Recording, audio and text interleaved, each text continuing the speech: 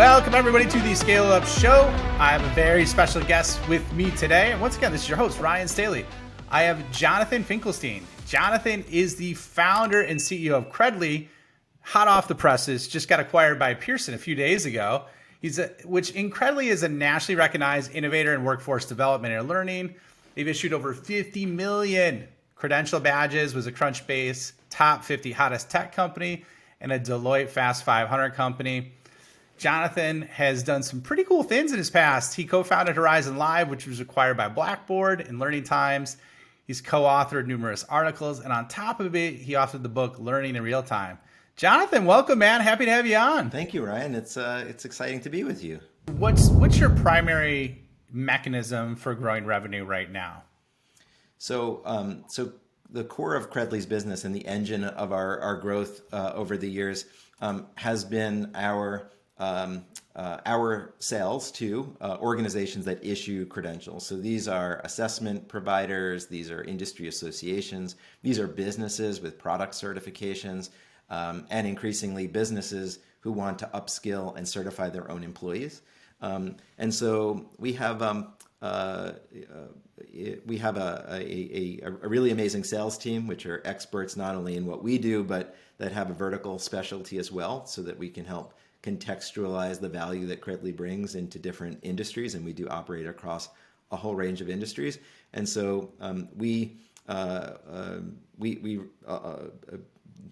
lot of our business comes inbound from us being the leader in a space that we essentially created that didn't exist before Credly started our business in 2012. So we really benefit a lot from having created the field and have spent a lot of time trying to be good stewards of the concept and being thought leaders. And we provide a lot of content and a lot of free resources to the ecosystem, and that in turn is rewarded by people who are interested in being on our network. We also are very specific about trying to reach out to specific organizations. A lot of the customers on our network are there because individuals said, hey, I completed a training course, I earned a certification from this group, I have all of my other credentials on Credly, and they create the groundswell or the impetus for an organization to join our network as well. Google, as many of your listeners may know, recently introduced a whole series of Grow with Google certificates on topics related to data analytics and product and project management and a range of other very in-demand skill areas for jobs that in some cases didn't even exist a few years ago. And so we partner with companies like Google and with those who distribute their content so that when people earn those credentials, complete those courses, they can more readily connect to the jobs that are waiting for them on the other side or to the promotions within their own company. How did you go from 0 to 1 million when you first started? Everybody was out there innovating on how you reached people with learning materials and skilling opportunities. But at the end of the day, nobody had touched arguably the most important part of that whole process, which is what do you actually have to show for it at the end? The state of the art was still at best like a paper certificate saying, good job, attaboy, attagirl, you completed this thing. And it had one line on it, which basically like had the name of the course, and that was it. And if you were lucky, it was a PDF. And so for us, it was, there's got to be a better way of recording these important outcomes, bringing transparency, data to it, and perhaps most importantly, portability, so that when you earn a credential, it's not like the paper on a frame, hanging on the wall behind you or eventually in a drawer of the waste paper basket. It's actually working for you in real time while you're sleeping to find opportunities for you where people want your skills. So a lot of this, in terms of your question, like growing this, getting to 1 million, was first helping people understand there was a problem that was worth solving, and recognizing that the answer to this wasn't just a piece of software that made a digital version of that certificate, but a networked approach that would actually connect people to a broader array of opportunities while returning data to the people who were using our product. So a lot of thought leadership, a lot of talking to people and customers, experimenting, and ultimately in bringing product to market, very quickly trying to understand what were the features that were valuable enough that organizations would be willing to part with some of their precious budgets. And so figuring out that right balance was a good part of the first few years. Do you leverage blockchain technology for integrity purposes with your solution as well, or no? So we do have blockchain technology built into our product. Credly I wouldn't call Credly a blockchain company. Right. If you're looking for a category, we're probably more in the HR tech space, and so blockchain is a part of what we do in terms of providing extra level of validation and verification of the credentials. So it's there, but I wouldn't say it's a central part of what customers are looking for. All of the benefits of blockchain are very well manifested in what we do. What's the number one single biggest reason why individuals want to use your solution? Individuals.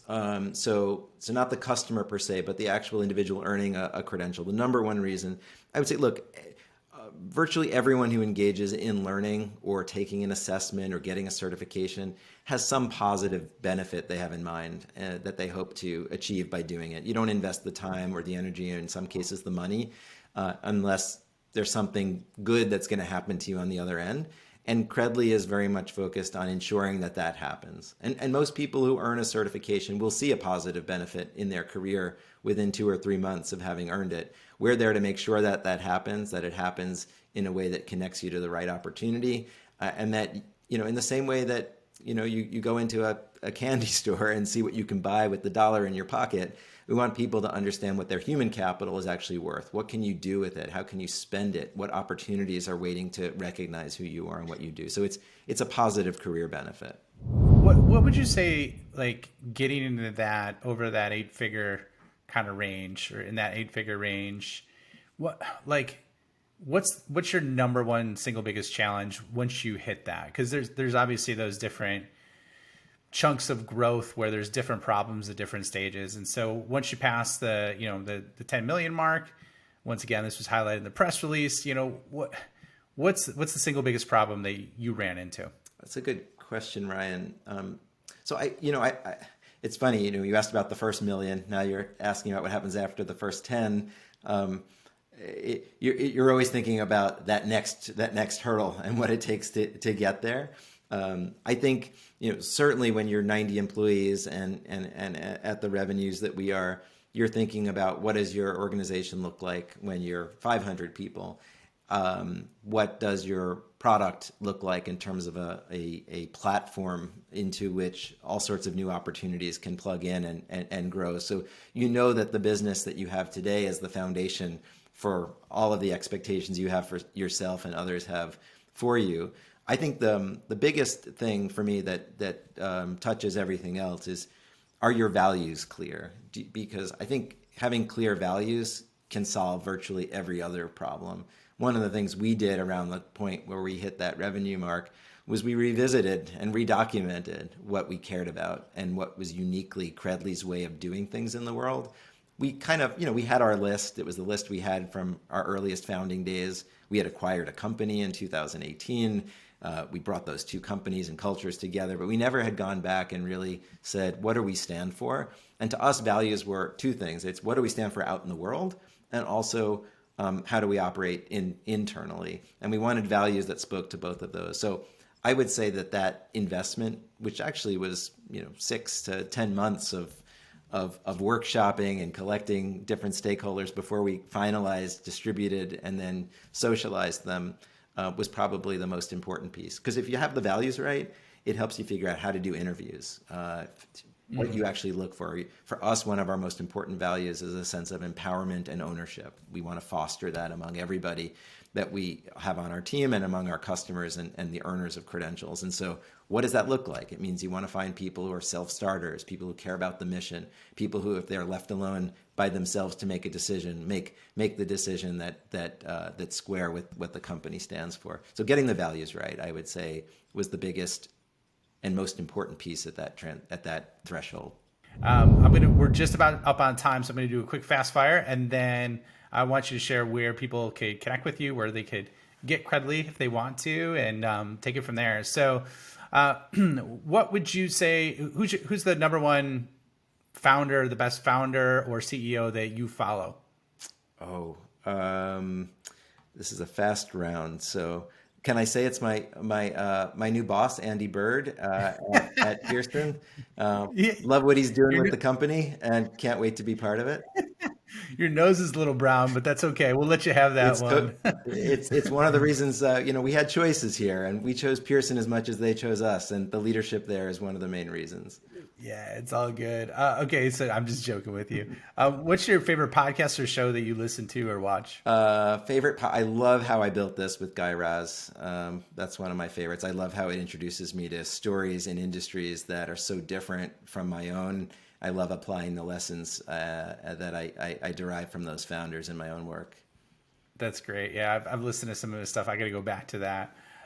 Okay, and then what's your favorite online tool?